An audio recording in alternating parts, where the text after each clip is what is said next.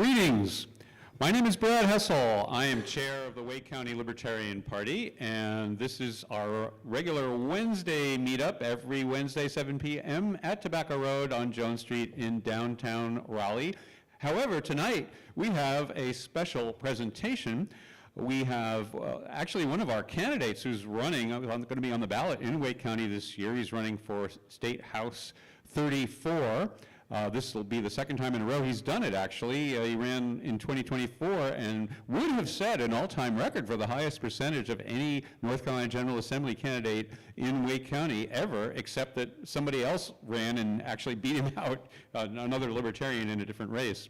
Ed George, he has a very active practice basically helping biopharma companies to add new facilities, and essentially he has an engineering background and helps to plan the construction of those projects. So that's his day job. However, it so happens that for many years he's been a big fan of Berkshire Hathaway and that whole crew, Warren Buffett, so I believe he's attended how many of their annual meetings? Something like 6 or 7 annual meetings. So he's really wired into that crew.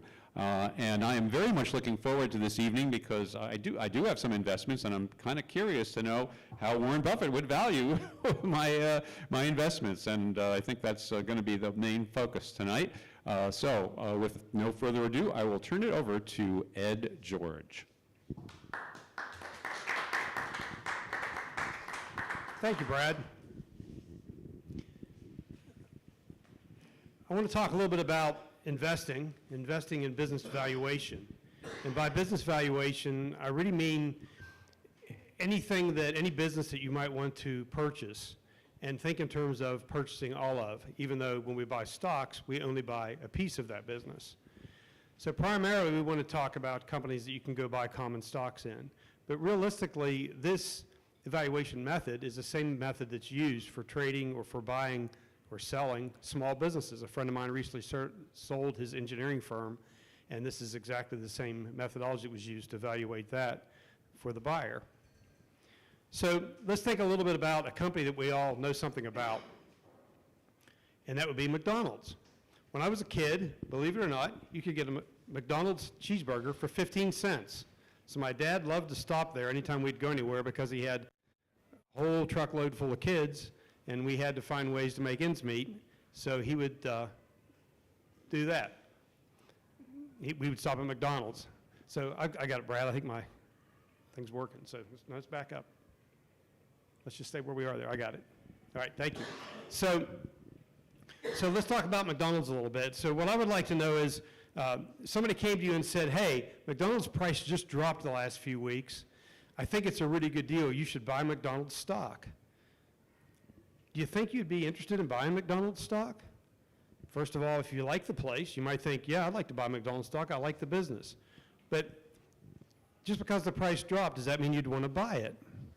So let's take a look at what McDonald's stock has done in the last few months. So back in the beginning of the year, it was selling, it looks like, around $305. Sorry, the scale's covered up on this one, but there we go, $305. It peaked, it looks like, in the 340 range after a couple of months. So, gee, it went up about 12 or 14% for a couple of months there. And then it dropped back down, and now it's back down as of a couple of days ago, 311. And I just checked it a few minutes ago. It's about $300 today is what you can buy it for. So, wow, McDonald's stock has come down. So again, I'd ask, do you think it might be a good time to buy the stock? So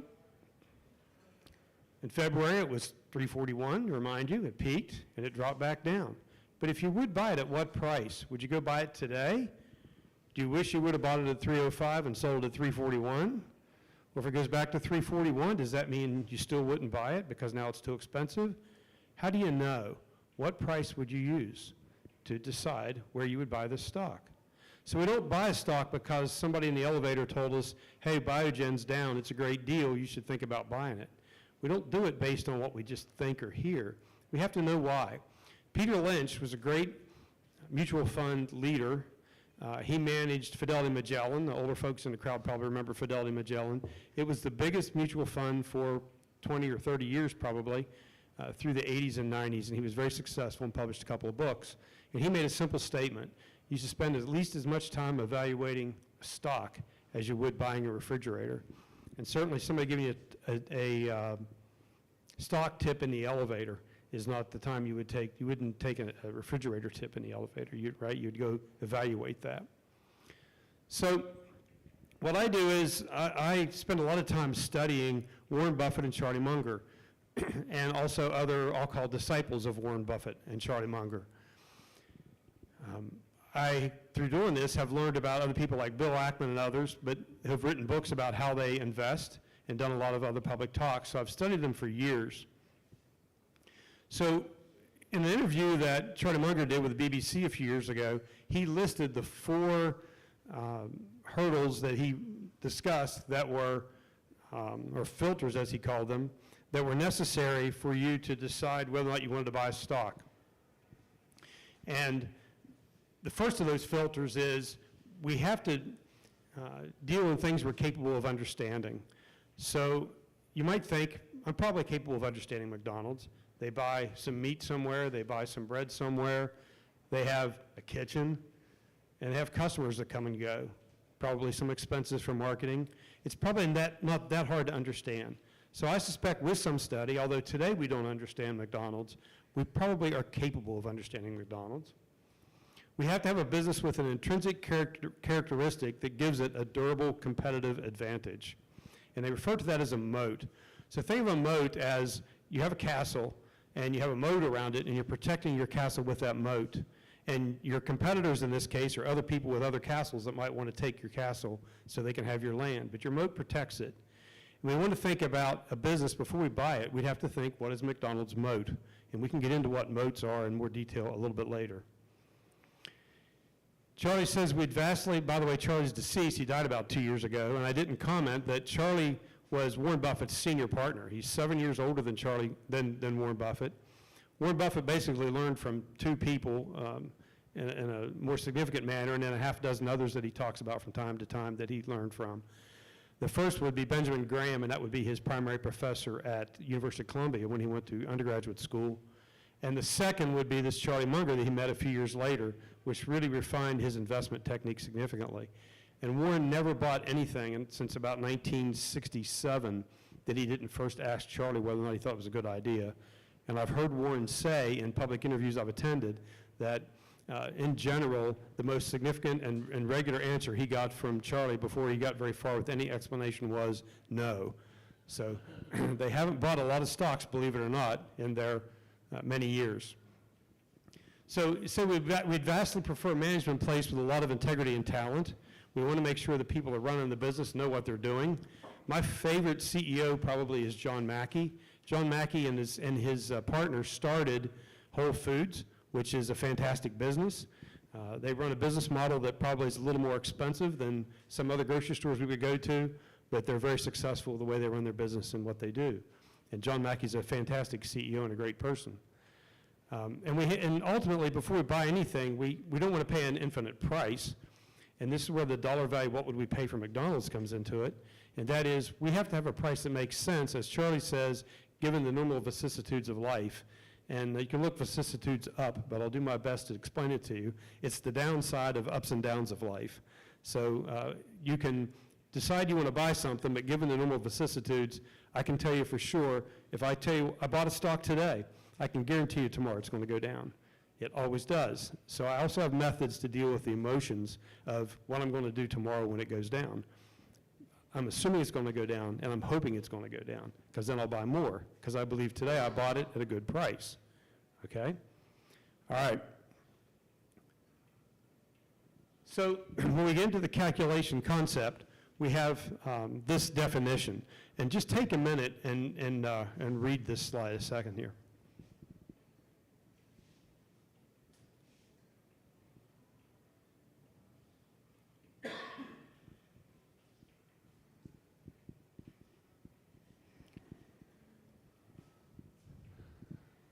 So you may not know what all the words mean.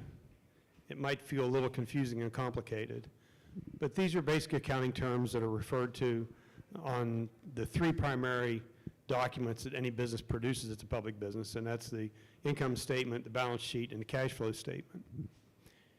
And this information can all be discerned from any publicly traded company. So it's easy to find this information once you learn how to find it. It takes some teasing in the financial documents to do that, but it's not terribly hard. As Warren says, you know, he has I think an IQ of 140 or something, but he says you don't have to be brilliant to be an investor. You just have to have the right temperament to do it and be able to do some basic things, basic mathematical calculations, much of which you can do in your head, and how to understand these documents. So, interestingly, you can't just go somewhere and say, what are the owner's earnings of this company? Because Warren's definition is a very unique definition. Warren and Charlie invest in ways that are very different from what's taught in all the business schools, and they openly say that's why they're successful, because everybody else is so stupid, okay? And they would say, if you went to business school, the first thing you need to do, and Peter Lynch said the same thing, that is forget everything you learned in business school if you want to be an investor. Normally you hear about earnings per share when you hear a company talk about stock. That's different from owner's earnings. All right, so let's talk about how to simplify what I'm talking about so that you can get an understanding of how I go about evaluating companies.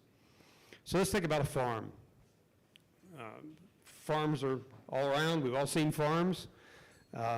I grew up in West Virginia, not on a farm, but I grew up working on farms. So I think I'm capable of understanding it. So remember, the first rule was the 4 filters we must be capable of understanding. Well, I'm capable of understanding a farm. I grew up working on farms from as far back as I can remember when I learned how to walk. I know how to cultivate food. I know how to work on farm equipment. I know how to repair barns. I know how to take care of animals. I know how to get things to market. So I think I can understand how a farm works. I'm capable, if I want to go buy a farm, of walking around that farm and understanding that farm. And the financial documents associated with a farm are relatively simple, I would think. So I'm capable of understanding. So the first hurdle is cleared. The second filter is the intrinsic characteristic that gives it a durable competitive advantage. Now that's where we talked about moats, and our reference, we talk about moats a little bit more. So let's talk about the 5 generally accepted moats, and these aren't just Warren and Charlie's moats. These are pretty standard in a lot of different investment circles. The first is secrets and patents.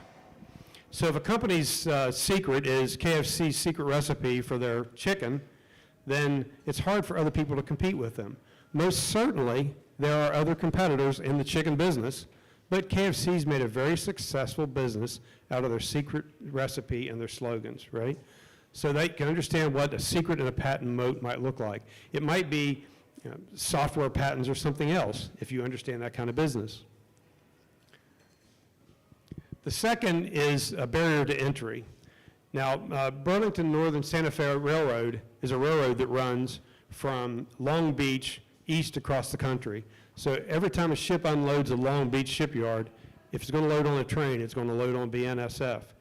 It's really hard for somebody to go into competition with BNSF because you can't build another railroad alongside it. You can't get right-of-ways. You're not going to do it. So if there's a barrier to entry to the business, if you owned that business, you would think it's hard for people to come into business and compete with me. Gold and coal mines are other good examples. I really love investing in gold and coal mines. Another reason I love gold and coal mines is I grew up in mining country in West Virginia, had family members that were miners. I've been in a coal mine. I understand mining. I worked in a business that did ore processing for 4 or 5 years. I understand how coal mines work. So again, it's the capable of understanding as well as looking at what moat it has and knowing you can understand that moat. Another moat is low-cost producer. There are a few of them around. One of them is CF Industries. This is the world's low-cost producer of nitrogen-based fertilizer, which interestingly has been in the news a lot lately because a significant amount of nitrogen-based fertilizer comes out of the Strait of Hormuz. Interestingly, this stock has moved from $75 to $135 just in the last few weeks. So they're a low-cost producer. Now don't get low-cost producer confused with low-cost seller. So you could say, I can buy something cheaper at Walmart than I can at Target, therefore Target might be the low-cost producer. Well, they might be, but they might not be. The concept of low-cost producer is based on the idea that when the economy turns down and business gets tough, the high-cost producers are going to struggle making a profit compared to the low-cost producers. So you want to be invested if you're going to buy, and we want to think investing as we want to be able to, if we could buy the whole company, we'd buy the whole company. So we're buying a piece of that company. But if we think that way, then we would say, if I'm going to buy all of a business, I want to buy the business that's a low-cost producer if it makes sense, because if the economy turns down, I'm still going to have the customers. The high-cost producers are not going to be able to make a profit, and they're going to be in trouble. And I'm going to be okay. So CF Industries is an excellent example. Gildan is the world's cheapest producer of T-shirts. It's out of Canada. It's another good business that's a low-cost producer. Another mode is it's very hard to switch. Those of us who work in industry know that once your company gets SAP, they're always going to have SAP, right? And in our household, once we decided we wanted to start buying Apple computers, we have Apple Watches and Apple computers and iPads and Apple, I don't know what else, right? Because it all talks to each other. If I come home with I have one Linux computer for one particular reason for some software I need to run periodically, and it doesn't talk to anything else. So making something difficult to switch is always a good thing to have as a moat. And the last one is brand loyalty or superior quality. And the one I pick out there is Lululemon. You might not like Lululemon, but it is a good business. And it has certainly grown based on brand loyalty and brand quality. And it's done very, very well over the last 20 years. Is all up? Yes, question? So the industry doesn't necessarily have any kind of moat. They might have multiple moats. They may have multiple moats. Oh, the question was, do they necessarily have one moat or could they have multiple moats? Well, if you find a business with multiple moats, it's like having a castle with more than one moat around it. You look for the primary one, but in the process, you might discover they sort of have this moat a little bit too, right? So it's possible that that the gold mine company, I have a gold mine company I love. I know what its moat is, but you could also argue it has other moats, right? So, yeah, but the idea is knowing that you know what intrinsic characteristic it has that gives it a durable competitive advantage, that helps it beat its competition. That's all. The whole idea of the moat is what keeps it from being beaten by the competition. Because when it gets competition, you want to be able to know it's happening. So if you think the competition is nobody can build a railroad out of Long Beach, and you hear that the government's decided to build a new railroad out of Long Beach, you might start rethinking about whether you want to own Burlington Northern, right? Okay. Any other questions? That's a good question. Any other questions? All right, so let's go back to the farm. So we need to know what the moat is for a farm. Well, farmland is in less and less supply in the U.S. all the time. So the moat for the farm is a barrier of entry. I can't just go out and buy property in Cary and start a farm. So I know that the competition that exists for farming is already out there. The competitors are already there. So I know that's what my moat is, and so we're going to say that hurdle's been cleared. That filter's been cleared. All right. Now, we want a management with good integrity and talent. And as I said, since I know how to run a farm, I can talk to that management. I can evaluate it. If I think the management isn't good, I can get rid of it. And as Charlie Munger says, the truth is, he says, we prefer, if you listen to his interview, we vastly prefer management with integrity and talent. It's not a necessity because you can always replace those people, right? So he says you want the company to be so good that an idiot could run it because sooner or later an idiot will. And that's exactly what has happened with some of the companies that I've owned at times. I write a newsletter pretty regularly, and if you go back and read my old newsletters, you'll see where one of the companies I owned fired their CEO and hired an idiot, and that's exactly what I said when it happened. And 6 months later, they fired the idiot and brought the other guy back. It was really an interesting turn of events that I'd cataloged. All right. So now we're back to the price, the fourth, and maybe mathematically certainly the most difficult of the filters, but we want a price that makes sense. We don't want to pay an infinite price. We don't know if we want to pay $311 for McDonald's or $341 for McDonald's or $1,000. We don't really know what we think McDonald's is really worth yet. So we want to think about the price. So we'll look at the farm. The farm, we want a farm that will return cash to us. Warren says the purpose of investing is to buy something today with the expectation of getting cash back out of it in the future. That's the simple definition of investing. And if you're buying something today without that expectation, then you're just buying something. So you want to think about what that cash is you're going to get back out of the business.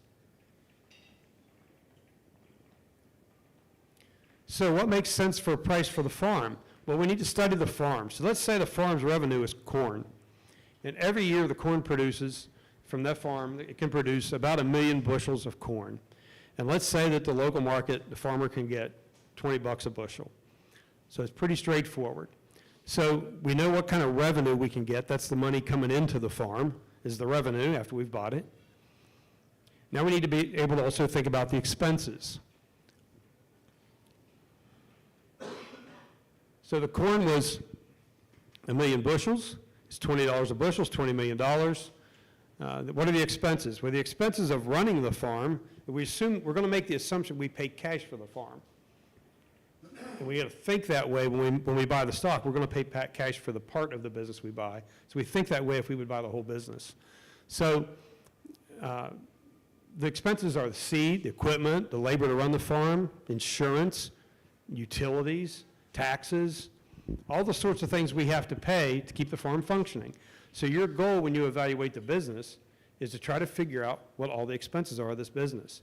Now, occasionally you're going to have to replace a tractor, you're going to have to replace something that's more capital intensive, and if we go back to Warren's definition, that's where he talks about adding back in an average number that accounts for the future capital outflows necessary, or inflows maybe, necessary to maintain the growth and future of that business.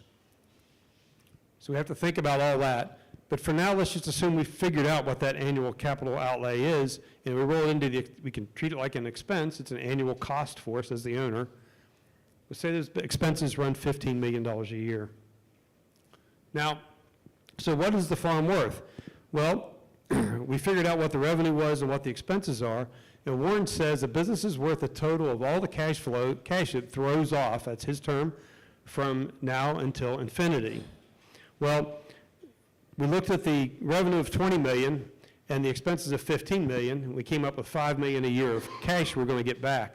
But we're not going to multiply infinity by 5 million to come up with a price. That would be stupid, right? We're not going to buy anything. I don't have that much money. Okay, so how do I determine how many years to work with? Well, we're going to use 7 years. And the reason we're going to use 7 years is that after about 7 years, if you do financial discounted cash flow calculations, you'll see that after about 6, 7 years, 8 years, the present value of the money in the future is not worth a significant amount today, certainly compared to the 7 years up to that. So that's one reason. We're trying to narrow down to a number of years of cash flow we can work with. The second is that the average CD right now, long-term CD, is about 5%, okay? And historically, the S&P 500 for, let's say, the last 140 years or so has gone up an average of about 8 or 9%. Now, I'll just make a comment on that. Although it has averaged that over 140 years, you can pick 20 periods as long as 20 years where the S&P 500, the stock market, did not go up at all. There are probably 8 or 10 discernible periods in the last 100 years where the market did not go up any at all. It went up, but it went back down to where it had started. So you don't know today if the market's at a bottom or if it truly is at a top. We don't try to predict the market. We're trying to figure out what a business is worth. So, with that in mind, we want to be able to beat, if we did have 40 years to put our money in, and that's all we're worried about, we want to at least be able to beat the S&P 500 index. So we want to be more than 8%. We want to be more than 5% because that's almost risk-free money from the government treasury bonds. So we're going to double it to 10% as a target. And nice coincidence is that 10% return is about like double your money in 7 years. If you know the financial rule 72, if you take the interest rate you're going to get when you invest your money, you multiply it by the number of years you're going you divide 72 by that interest rate, it tells you the number of years it takes for you to double your money in your savings account. So if you put money in a savings account at 10%, in 7 years you'll have, if you put $100 in at 7%, in 10 years you'll have $200. So effectively, you can easily look at interest rates and know how long it takes to double your money. Right. Oh, we lost the presentation. Hold on just a second. So what we want to do is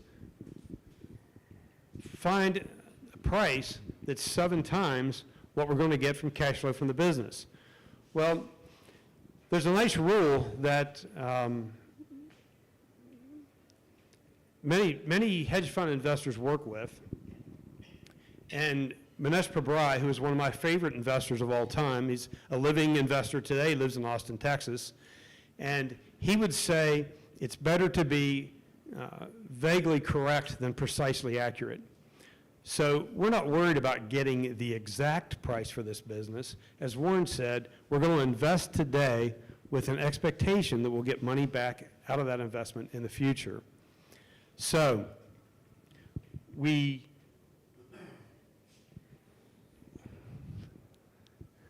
work with the 7 years, and we want to double our money in that manner. In just a second, we'll go to the next slide.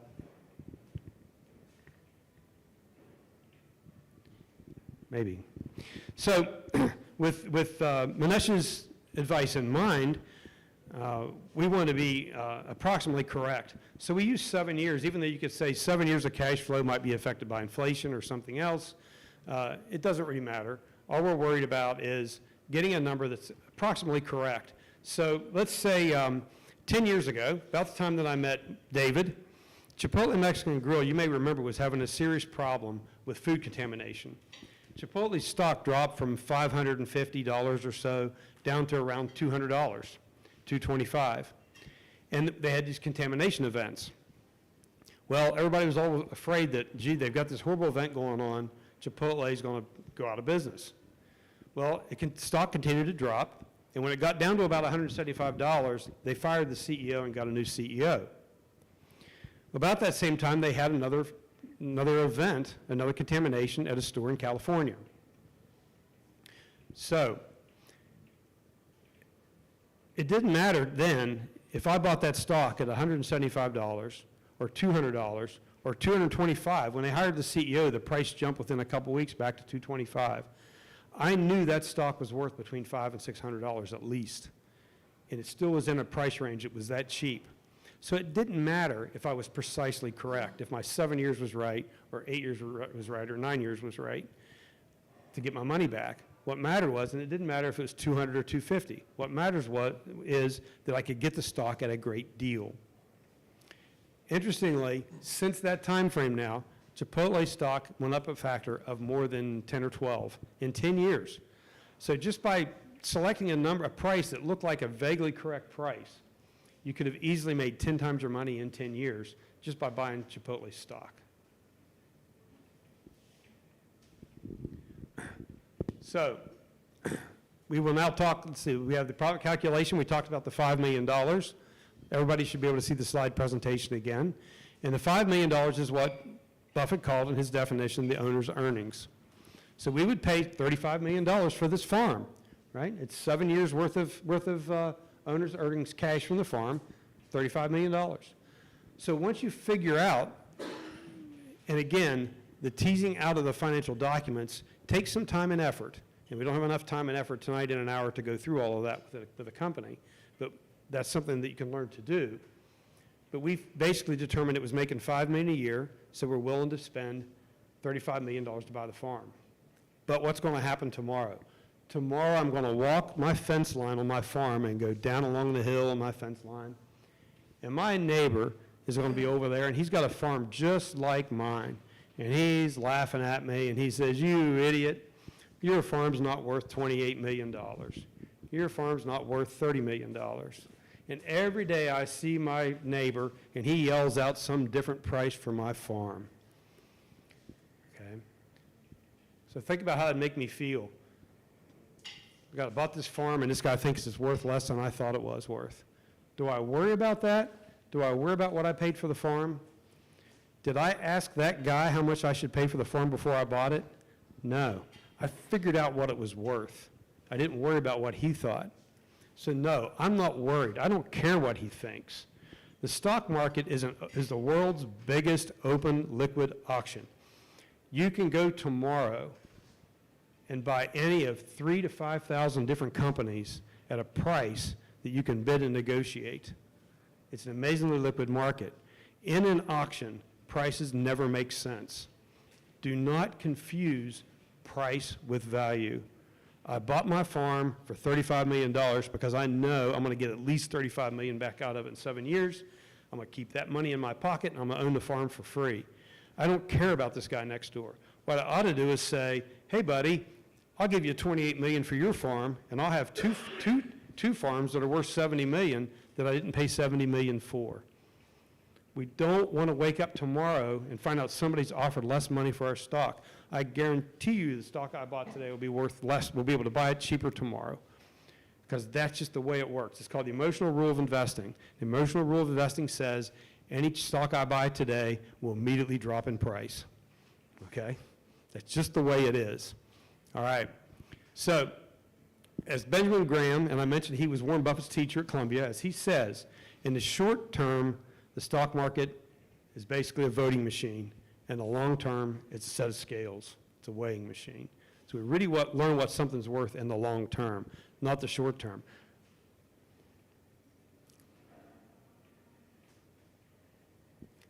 So what about the news and other factors? I mentioned Mohnish Pabrai, this hedge fund manager that lives in Austin, Texas.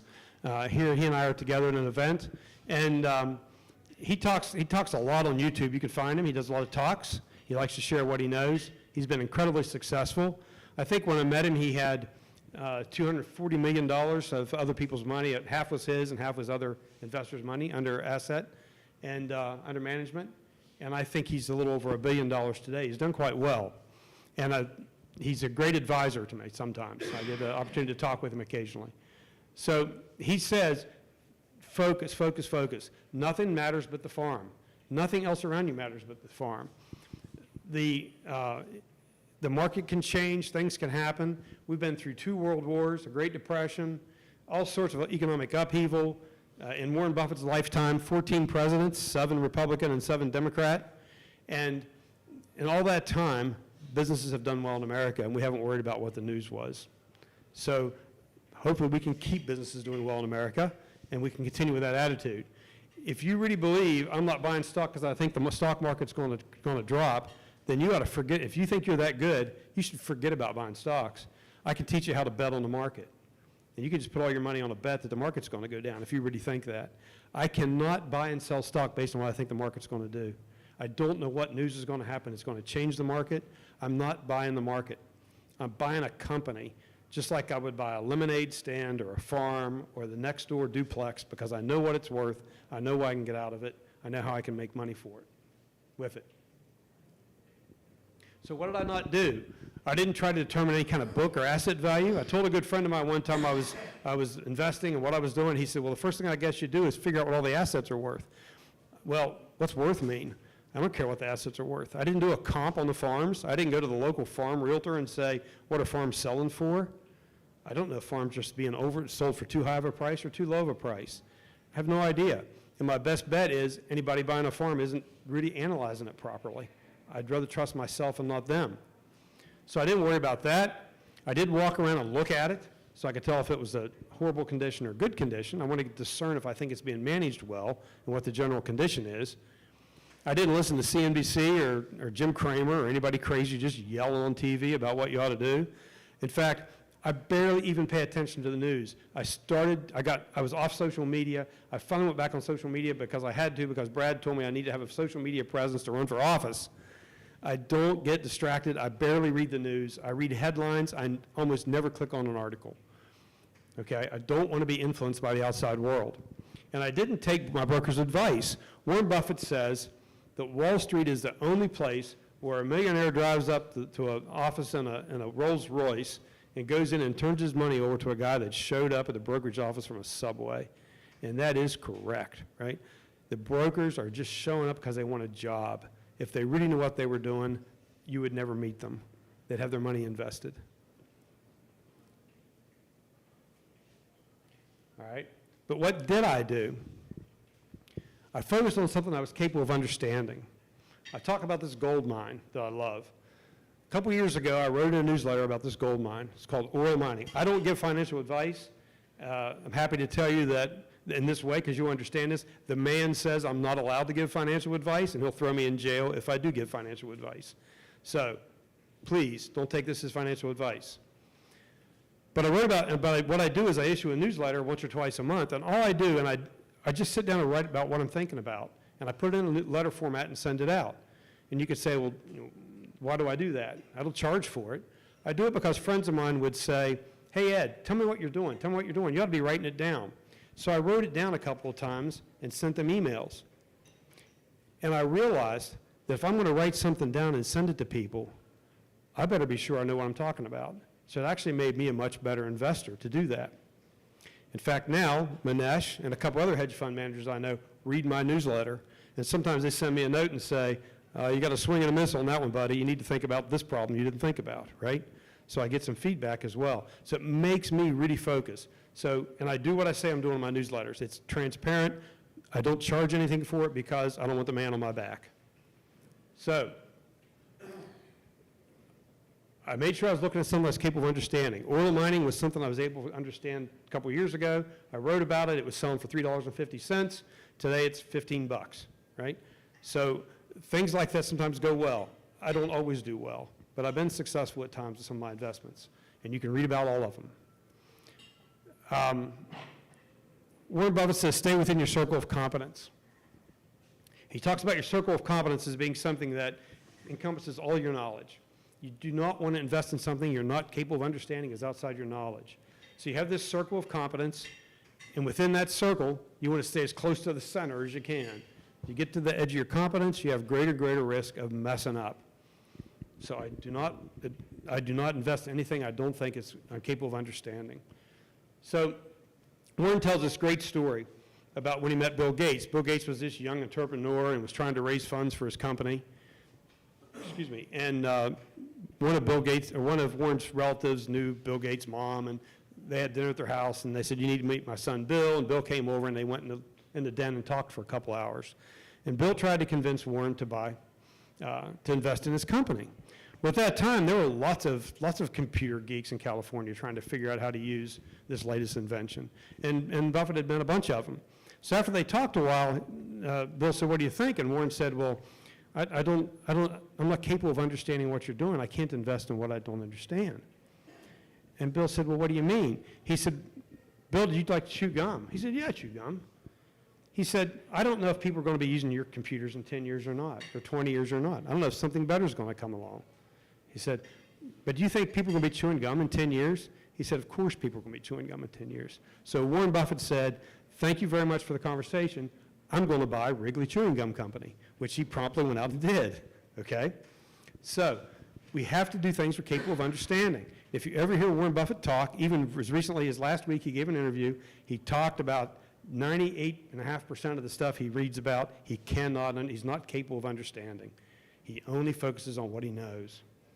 And he literally, on his desk, in his office, this picture was taken, and he has a box on his desk. He prints out most of the stuff he reads, and he picks something up, and if he's not capable of understanding it, he throws it in the box that says too hard on it, and he puts it in the too hard box.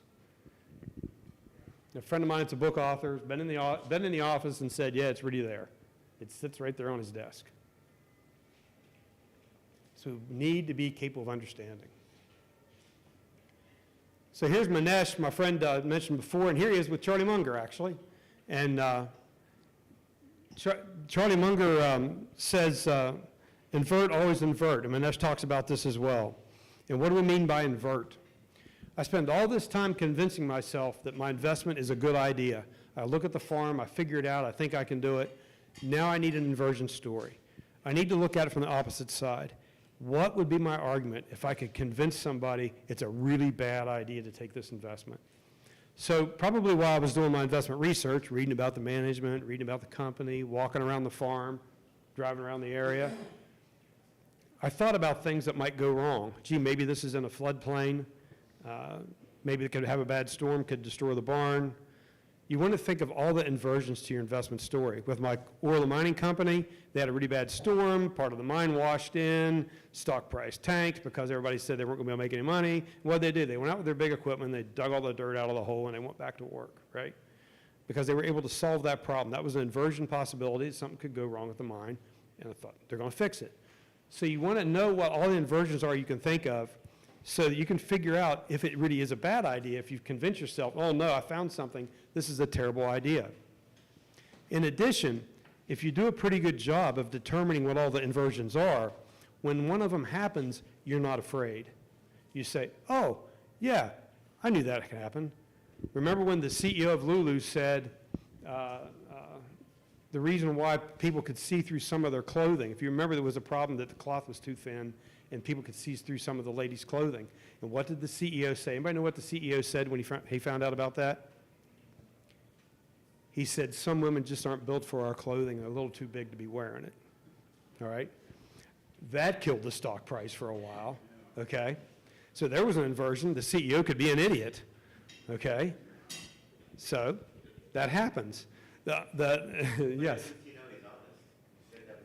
He has integrity, but maybe he lacks talent in this case. Okay. He might lack talent in public speaking. So once you do all that, you know what the inversions are, then you make a decision. Do I still want to buy this thing or not?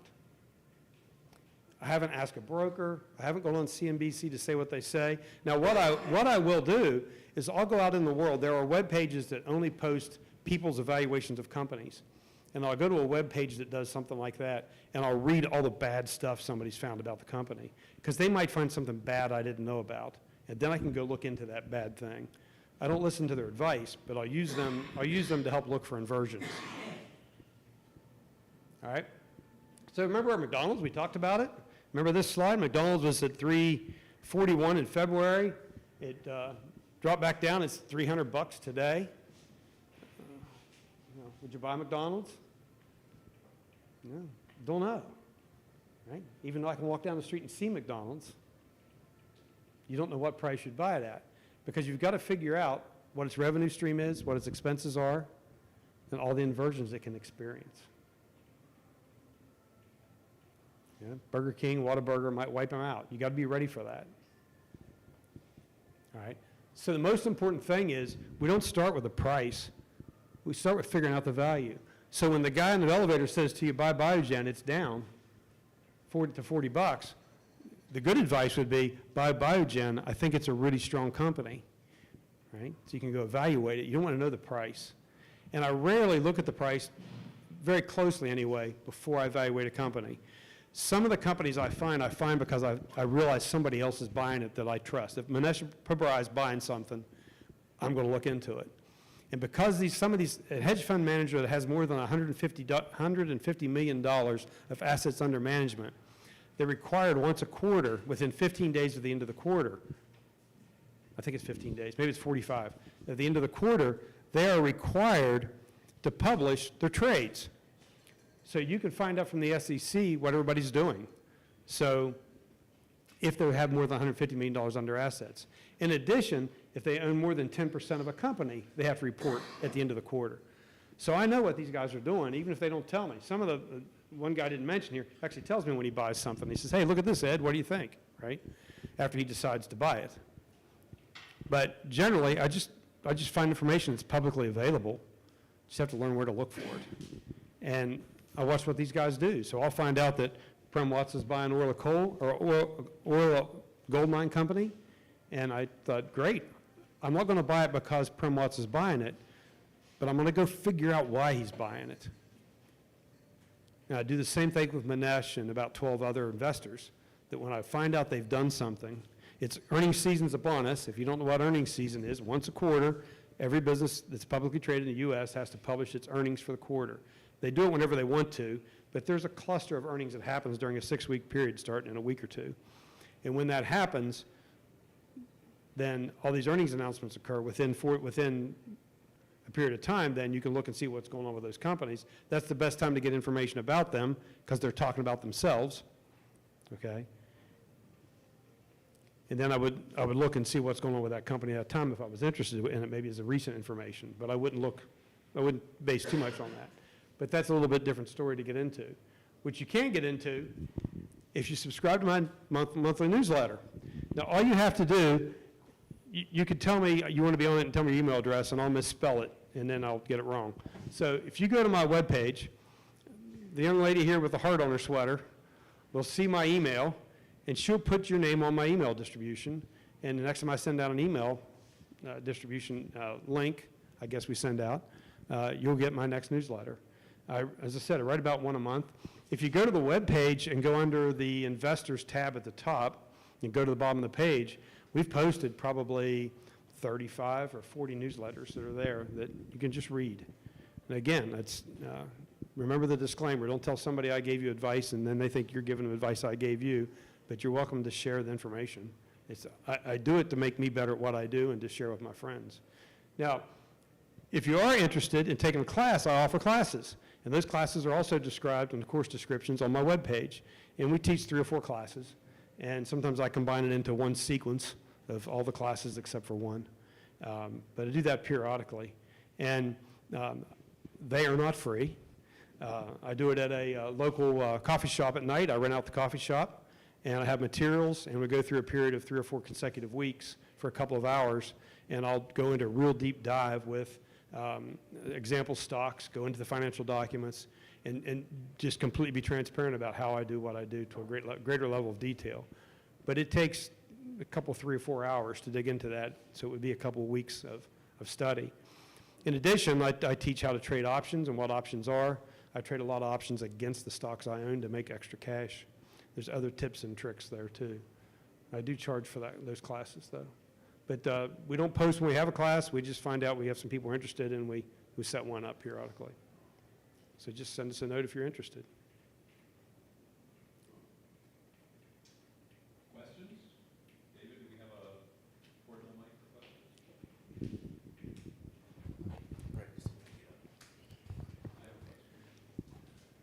We have Brad in the back there with a question. So, Ed, you've talked about how to value a stock with respect to purchasing it. So you can probably anticipate what I'm going to ask you. But before I ask that question, let me ask a tactical question, which is 2 years ago when you were looking at your Orla stock, what did you figure its value was? You bought it at $350. What did you think it was worth? Interesting. So what I do is, remember Charlie's comment about we have to have a reasonable margin of safety to deal with the normal vicissitudes of life. So what I do is I figure out what it's worth, and I try to get it for half that. Well, that half that is this 7-year number. The normal average price to earnings ratio, which is an approximation of the owner's cash ratio with price, the average across the market is 14 to 18. Today it's unbelievably high. It's crazy, right? The market cannot sustain the current levels. But I don't know when it's coming down, so I'm not betting against it. So, so I find that price I want to pay. So sometimes I'll say worth, and maybe I'll use the wrong number, so I'll be cautious there. So I have a margin of safety price and a sticker price. That's how I think about it. So when Prim was buying it, and we can go back and look at my newsletters and see exactly what I said. I think I said it was worth like $2, and it was margin of safety price was $2.90 to $3. I think that's where I was with it. And at the time, it was about $3.10, $3.20. But if I said the margin of safety price was close to $3, I thought that the sticker price was $6 per share. Okay? So I typically sell, if something gets to 120, 130% of sticker price, I'll dump it because I figure it's coming back down. I'll just rebuy it. And that's what happened with a couple companies I've written about in the last year. So in this case, I think it was in the $3 range. It was a little high, and I wrote that. I'm going to be careful buying this because I think it's a little bit expensive, but Prem Watts is such a good investor. If I could give him all my money, I'd just give it to him and not worry about it. So if he's buying it, then I'm less worried about being exactly right with my calculation, because he doesn't buy anything unless he thinks it's going to be 5 or 10 to 1 pretty soon. And as I said, and as you know, it went up significantly over time. So I was a little high on my valuation compared to where he was. I bought higher than what I normally would buy. But then they turned around and bought another gold mine, and I revalued it at like 850, and it was in that range, and that's when I really bought most of what I bought. My basis is around 8 1/4 or something for that stock, if you look at everything I bought over the whole period of time. Because as it went up, I kept buying it, because they would do these additional business ventures that would make them worth more money. So 130% you would get out, but is there, I guess it's a tactical question then, as to when you exit a trade for good, based on what you've learned, some new information that you've learned about that particular company? Yeah, the idea would be generally, and this is if you look at Warren's history, you're buying the whole business because you want to have the business the rest of your life. But for most of us, we don't have enough money to worry about not getting money back out of it. We want to get that money out and buy something else and try to double it again, right? So if you want to make sure you're paying attention to the story. The only reason I mentioned that quarterly earnings call really was that every quarter they talk about themselves, and that's the best place to get information about them. Don't worry about what anybody else says about them unless it's bad news. Listen to them for the good news, okay? So we listened to those quarterly earnings, and your question again was about the 120%. Right. Okay. 130%. So, yes. So I listen to the quarterly earnings calls, and I read the report very quickly, typically, only to see if the story has changed. If the CEO has left, if they've changed marketplaces. You might recall that Gildane bought Hanes Brands. Hanes Brands was not a very profitable business. I think they overpaid for Hanes Brands. I owned Gildane since it was $13. I decided I don't understand the business anymore. It was at 50 or something, and I got out, right? Now, would I buy it again? Only if I figure out what they're doing with Hanes Brands. Now, if the story doesn't change and it just gets crazy expensive, then I'll still dump it because I want to get the cash back out. Right, but that's a tactical sale, because you would buy back in if it got cheap I enough. love the company, but I want the money to go buy something I think isn't overpriced. Right, yeah. There's a difference between a tactical sale and a strategic sale. That is to say, a strategic sale is one where you're saying goodbye to the company. It doesn't fit anymore. Right. Yeah, I'll do both. Yeah. Right. Yeah. Okay. If the story changes and I'm upside down on it, I'm still getting out. Right? Because that means I've realized something's wrong with the company, and I'm not going to lose all my money. So my question would be, how much time do you spend on this? So leave aside the portion that you spend educating others. Like if you just, so what the amount of time you maybe ramped up, like I spent this year before I really bought stocks, invested. This was my education period, and then how much time you spend on this now, because I sometimes don't realize how much time people invest in things. Like I have coworkers that do fantasy football, but then I have coworkers that spend 15 hours a week on fantasy football and DraftKings and other stuff, and it just doesn't seem normal. So, well, I mean, if you do it full time, right, it's a job, right? There's a difference between doing something on the side because you love it, or it's generating revenue, and then. So there's a couple of different aspects. So first of all, I started investing in about the time I moved to North Carolina, about 2000. And I did it poorly for a long time until I met a guy named Phil Town, who has written some books also and does a lot of training. And I learned Warren Buffett's technique originally from Phil Town. So I went from reading about stuff and thinking, I'm going to buy that, to really doing study and analyzing a company. So a given company, I probably would look at a company for 10 minutes to decide if I'm not going to be able to understand it, maybe less. Maybe a couple hours if I think I can understand it and realize I cannot, and maybe 6 hours to make an investment decision is probably what it would take me to make a decision. And how often do you do that? Is that once a quarter you look at one company, once a month? No, I literally, every Saturday morning I say, hey Maria, I'm going to the coffee shop, and I go to the coffee shop, and I open up my computer and think, what am I going to look into today? So this is borderline a part-time job in some ways. I spend, just doing investment research, I spend probably 6 hours a week. It's not too 6 hours a week. It's not terrible. Yeah, and I love it. So, well, in addition, then when it comes to the earnings time here, I've got, right now, I've got 13 positions. I at least have to read 13 earnings reports. Takes 15 minutes each. And then look around for some other stuff to buy. So, yeah. So a few hours a week. Last question, and I'm betting the answer is no, but I shouldn't just make an assumption. Any tools you started using, like AI related, that summarize some of this stuff, or you use a search based on the criteria you put in these tools to try to short circuit, like something you hadn't thought of, not just, hey, I'm following this person and that person, if I see them doing it, I at least look at it, but where like you're looking with any of these tools, like here are the metrics I'm going to put in the tool, generate a list of 10 companies that I should go look at on my own. So now you're onto something. So you can go onto your broker's webpage, or maybe something like a webpage called Guru Focus that I love, and you can find a stock screener. And so I might go in and say, gee, they're called gurus. None of the gurus I follow, the 12 or 14 guys, they're not doing anything cool right now. It's not time to go back to the house yet. I'm finish my coffee. What else am I going to read?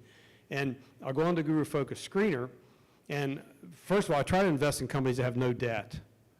That's one of the wonderful things about Lululemon. They have no debt and $15, $18 a share in cash.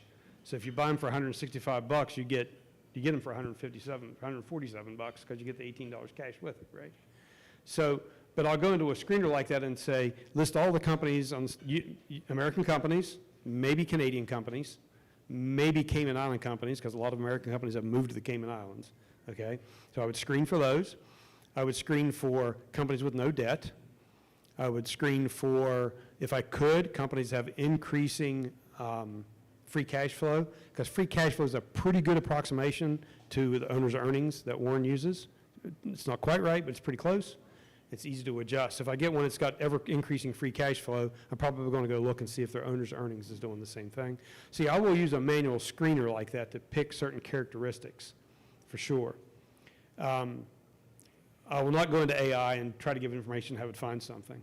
A good friend of mine is working with an AI system to generate his reports that he sends to all of his investors. He's a fund manager. He sends to all of investors. And I've used his system, and I'm not always happy with where it draws the information. If there's been an event in the last couple of months, it might pull information that it uses old numbers, or it could be an error. So I definitely don't. And I guess there's no reason to make it complicated. You might think that makes it easier, but all it means is you don't have to work as hard. Well, that's probably a mistake if you're going to put your life savings in it. You probably want to do the hard work, and you want to know what you're doing. So, but I would use screeners, but I wouldn't use AI yet. And maybe I could go in and try to figure out how to get an AI thing to do the screening setup for me. It might save me a few minutes. But even though we want to put as much time into it as we would buying a refrigerator, Warren tells stories about things like he'll have a CEO tell him about a company. He had bought a small company in Texas, and he went down there to celebrate an annual event with them. And the CEO of Burlington Northern was there, and he met the CEO from Burlington Northern. And the guy said, you know, we have a great business here, and the stock price is never where it ought to be. Nobody understands our business value.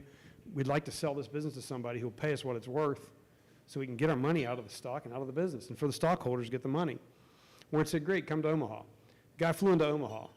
They have lunch together. 3 or 4 hours later, they cut a deal. And Berkshire Hathaway owns Burlington Northern now, right? They spent $60 million on it, or $60 billion on it, I think. 30 to 60 billion, I think. Check that number. A lot more than I have. So you don't want to put, the point there is that he had a conversation, he looked at the books, he made a decision. So once you get an idea, you don't want to spend too much time agonizing over details, because you don't know if next week the CEO is going to get caught in bed with his secretary, or you don't know what's going to happen. It's going to make the stock price go crazy. You're looking for long-term things about the company. So even the quarterly earnings, I listen to it, but the truth is I get this reinforcement bias going sometimes. I hear the things I want to hear. I got to still look at the numbers and make sure they're still on track. Answer your question? Did I answer it? You did. Okay. I think it's awesome that you're looking at companies, you're not looking at metrics or other data. I guess my question, I'm not like accredited an investor, but do some of these same approaches also apply to pre-IPO, seed stage, or maybe institutional round A, round B companies? Well, I would say that the short answer is yes, the principles are the principles. The problem is when I decide I want to buy a company, I'd like to see 10 years of financial history. I'd like to see 5 or 6 years of the same CEO running the business. I want to see some history, some trends, so I know they can really do it. So I don't go after things like that. There was one company I read about recently that one of the gurus I follow bought into real big, and it went public in November. So it's on my list of things to read up on. So if they do something like that, maybe I'll look at it. But if I can't figure out what it's worth and why I think they're buying it, I'm going to go away from it. And probably an IPO, I would have trouble figuring out. You've got to get access to years of financial data, and it's not always easy, right? They just tell you what they did last year and here's what we're worth or something. But it would make sense that if you're going to buy something as an investment, you want to get money back out of it, there'd be no reason to use any different calculations, I wouldn't think. Makes sense, thanks. The one thing that's missing from that I didn't talk about is growth rate. So I talked about the farm only getting $5 million a year, but let's say you found a way to increase the output of the farm by 10% a year, the profits by 10%. So the second year it made $5.5 million, the next year it makes $6.05 million, next year it makes 10% on top of that. So then I would add those 7 years up. If I thought it could grow at 10% a year, I'd add those 7 years up, and that would be the price I'd pay, because that's the money I'm going to get back out of it if my forecasts are correct. So growth is important, so that's why an IPO might be worth way more than the initial public offering, even if on its face you're saying it never made any money, how can it be worth $40, right? Yes, sir. Do you have any hobbies? I read annual reports a lot. To your time, right? I came to North Carolina 97, whatever it's been, 29 years ago, as a huge hockey and football fan and a NASCAR fan. I thought, I'm going to move to North Carolina. I'm going to go to every sporting event I can go to. And it took me about a year to realize the weather's too nice here to waste your time watching TV or going to sporting events. And since I really got serious in investing, I love baseball. I can't name a baseball player. I don't have the hobbies most people have. But that said, I bicycle an hour a day. I still exercise. My wife reads more books than anybody I've ever known, but I sit next to her on the sofa. I got to do something. So when I don't have an annual report to read, I'm reading a book, usually about economics or financial history. Yes. So another question in my mind. So as you got started, maybe it's changed over time, but as you've gone through this, what's your kind of limit? You joked about betting the life savings. I assume you've never gone all in 90% of everything you have on one company. No. That said, is it a percentage? Is it a dollar amount? Probably maybe a dollar amount's not the best thing to share, but. Yeah, okay. So let's say you have some money available to invest. So what I learned to do, and this is actually Warren Buffett says don't do it this way because it's too diversified. He says, respectfully, diversification is for the ignorant. You diversify when you don't know what you're doing because you're trying to spread your risk out. So if you really knew what you were doing and you were Bill Gates, you'd have all your money in one company, right? So he talks about finding 2 or 3 or 4 companies and putting all your money in it. I'm not confident enough to put my money in 3 or 4 companies. Now, if I'd put it all in Chipotle 10 years ago, we'd have never met, right? Because I would be retired and live in Anna Maria Island, I think is where we decided. So I could manage Chipotle. So the rule I use is this. I take the money I'm willing to invest. First of all, you can lose all your money when you invest, right? That's not the objective. I take the money I'm willing to invest. I divide it into 10 parts. I find a company I want to buy.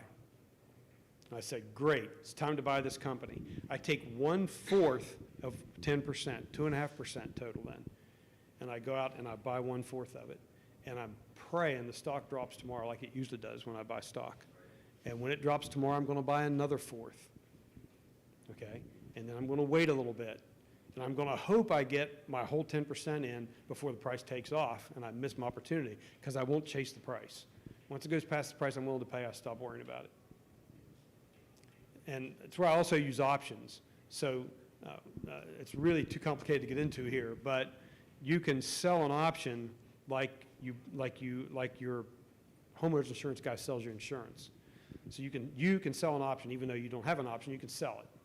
Okay? So you can sell an option that says if Occidental Petroleum gets below $50, I'll buy it from you. It's an insurance policy for the guy who wants to buy the insurance, right? He's afraid it's going to drop below 50. You're saying if it drops below 50, I'll buy it. When I sell him that option, he pays me a couple dollars. Depending on how far out in the future the insurance goes, just like your homeowner's insurance, a year's worth costs more than a month's worth. So he can sell me the option. So sometimes if the stock price doesn't quite get to where, if I want to buy Oxy at Occidental Petroleum at $50 and it's at 55 something right now, I might go out, clear out a year and out, next January after that, and I might sell a $50 option on the stock. Now I have to be really confident that I want the company, because if a stock price drops below $50 and stays there, and is there 2 years from now when the option expires, I got to buy the company, right? And I got to buy the stock. So I have to have the money available to sell this option, just like the insurance company has to have the money available to buy your house if it burns down, okay? But I get that premium. So sometimes I'll make 10, 15, my threshold, actually I try to get is 24% annualized return by selling options on stocks I want to buy, but they aren't cheap enough for me to buy. If they get down to that price, not only am I going to be happy that I get stuck with the stock because I hit the strike price, I'm going to buy a bunch more anyway.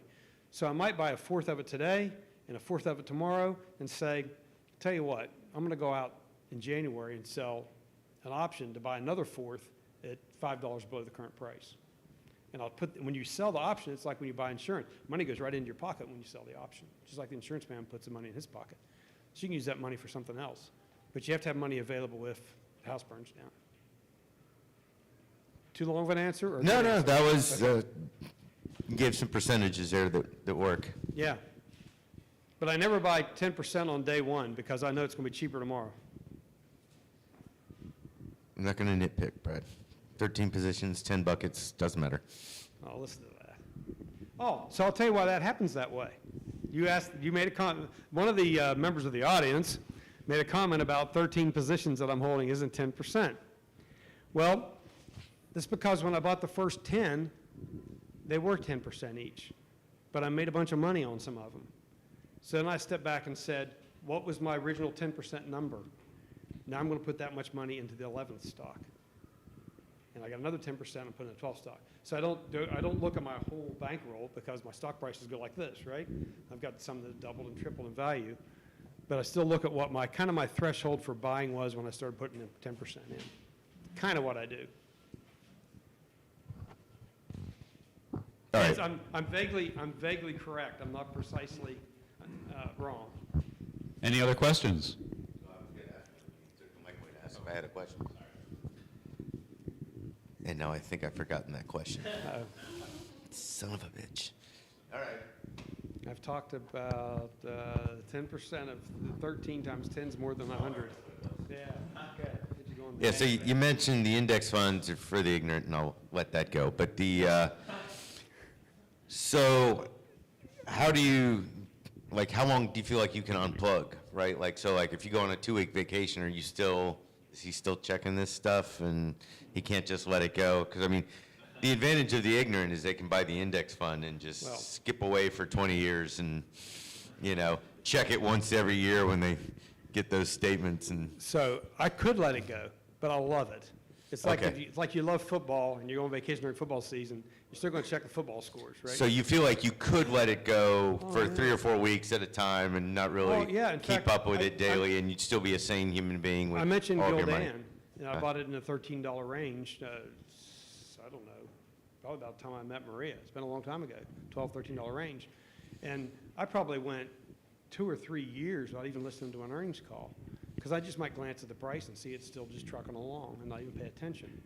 I probably didn't do as good a job I should have keeping up with it. Fair so enough. I can, I don't want to. All right. It's my hobby. But Okay, Ed. what I would want, I'll add to that one more thing, David, And that is, you cannot be stuck to watching stock prices all the time, okay? Once you get, I have a couple of companies, I have the full 100%, the 10% position that I want.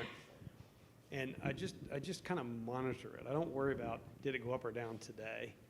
That's, that, It's always been, I was told to forget about it, so I can legitimately oh, because of the index fund. where the money, So, I'll only say, I could buy a couple individual stocks, it was just really easy for me to, oh, shit, I own that. and it can make you nervous.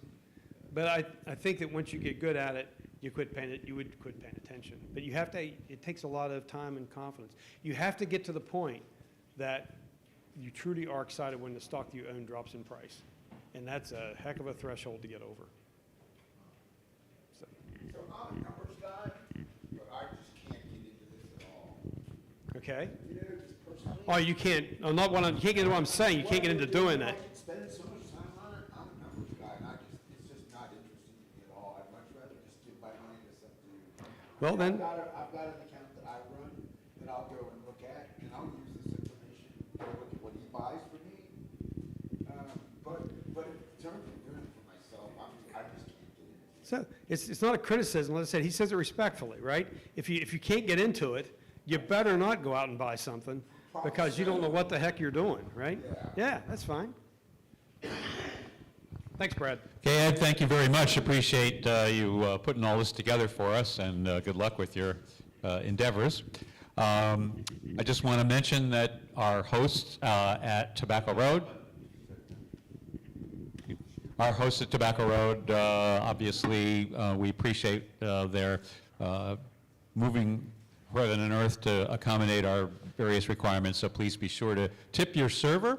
Once again, we do meet every Wednesday, 7 o'clock, here at Tobacco Road. Usually it's just an informal dinner discussion. Occasionally we do events, and those we would let you know about on our Facebook page or our meetup.com page. wakelp.org is our website. So thank you very much.